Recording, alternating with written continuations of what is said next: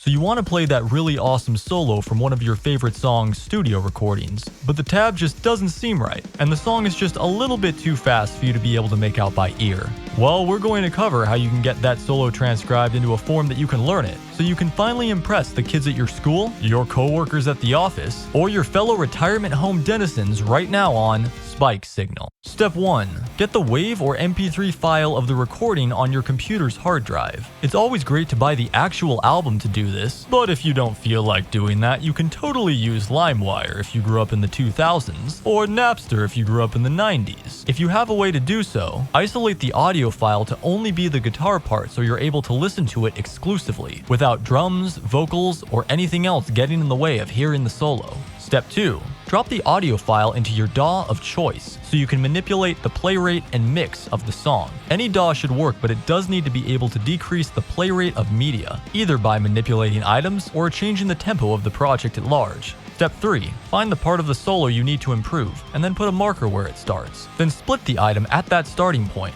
Finally, slow down the play rate to about half, so you can hear each note clearly. Please keep in mind that if it's too slow, you might not be able to make out anything. Additionally, if the solo is panned center in the stereo field in the original song, now is a good time to use a plugin that'll only allow the center of the track to play. This will make it easier for you to focus on the solo itself. Conversely, if you only wanted to hear the rhythm guitars in a track, you would only allow the sides to play while blocking anything that's coming through the center. Step 4. Listen to the slowed down solo at least once to get a general idea of what you have to do here. Then listen again and pay close attention to how many notes are filling the space that the solo occupies. When you feel like you could tap your foot or finger along to the number and rhythm of how many notes comprise the solo, it's time to open a regular old text file and literally tap out the number of notes that you're feeling in that solo. Hit play, and for every note that you think you hear, press any key on the keyboard to get a count of how many notes might be there. In this example, I'm finding there to be about this many notes that are played within the duration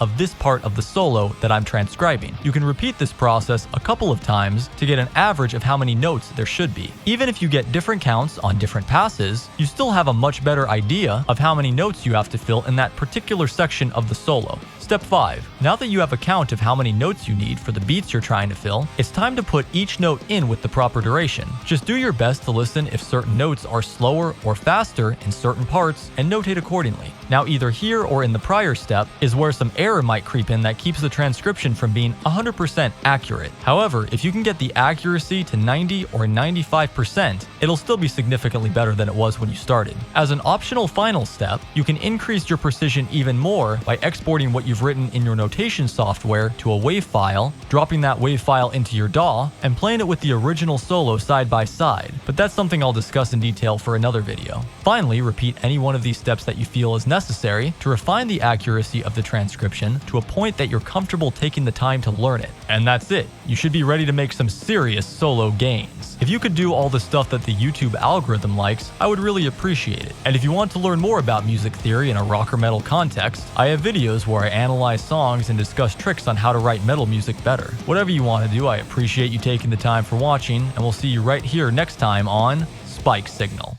Thank you.